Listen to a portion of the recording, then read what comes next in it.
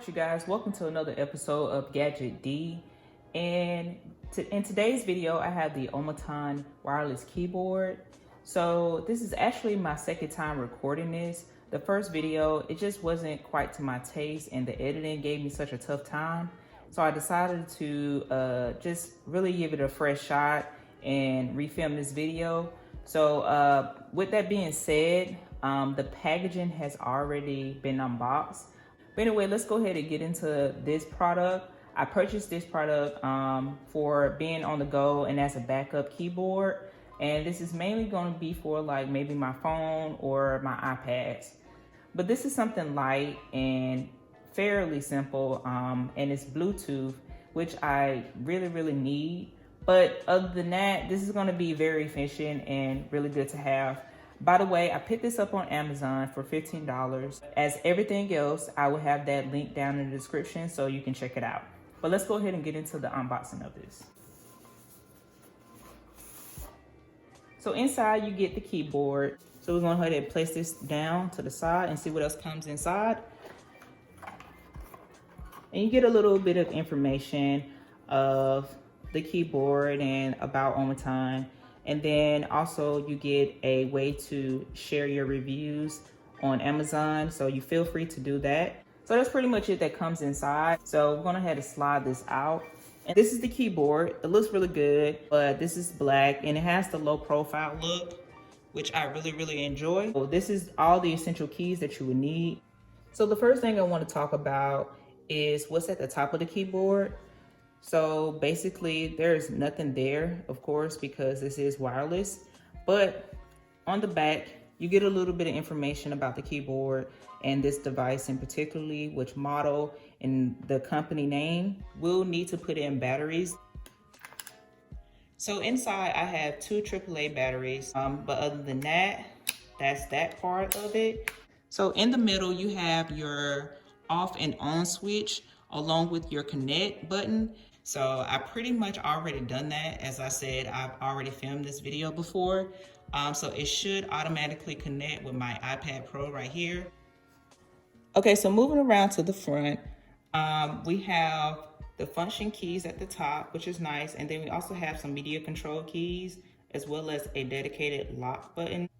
Okay, so and at the far left corner, you have your back to home button. One thing I forgot to mention is that this keyboard is definitely for all operating systems. So that is nice. And then you have your arrow keys, your cursors, which I really like. Only thing that I'm truly missing is the number pad.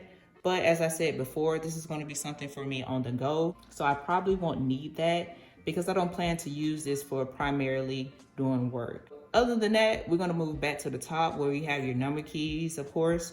And then you have your symbols with those numbers. And then you have your usual ANSI layout. So this is definitely that style of layout for this keyboard and something simple, something that, you know, everybody is used to. So we're going to go ahead and toggle this on. Okay, so if you didn't notice, there was a green LED light that lets you know that this battery is fully charged and that your keyboard is at 100%.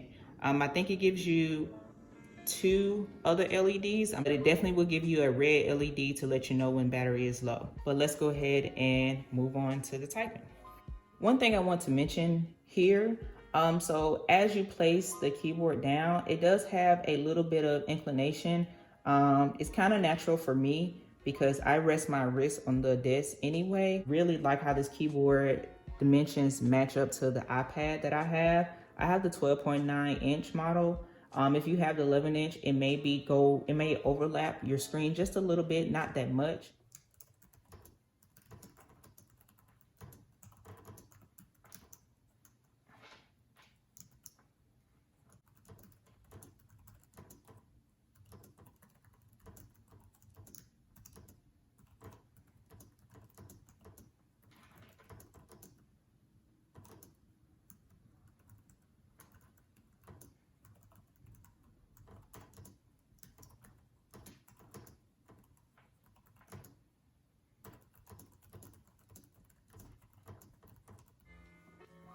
Okay, so after typing, I'm not sure if you can tell, with the mic being so far away.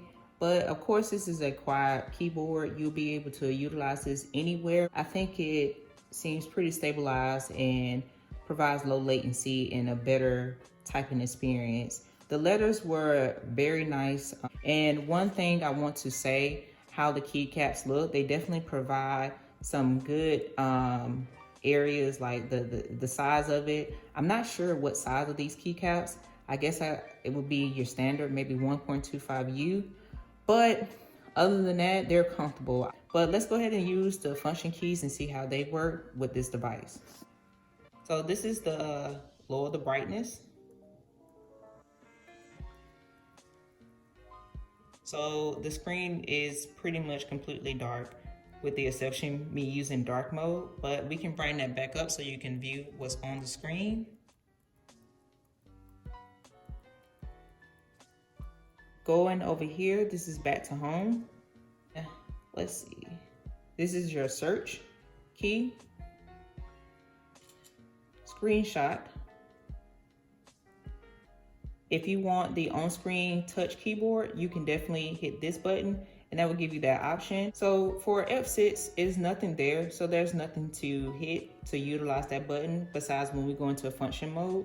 But right here, we have our media keys. I don't have anything planned, so you know how those should work anyway. But over here is your dedicated lock screen, and you see it works just fine. But yeah, so pretty much this is the keyboard. This is definitely going to be something I like and may keep in my backpack along with my mechanical keyboard, just as a backup. I think it's a great alternative for anybody to just have a case for their iPad and don't have the official Apple Smart Keyboard Folio, which is expensive, and you don't want to spend a whole lot of money on that. You also have other alternatives, third-party options like Logitech and Bridge. Those are kind of on the expensive side as well, but they provide a little bit more features. But other than that, if it's any other details you would like for me to answer, be sure to leave those questions down in the comment section. That about wraps it up for this device. Other than that, thank you so much for watching. Y'all stay blessed and be good. Peace.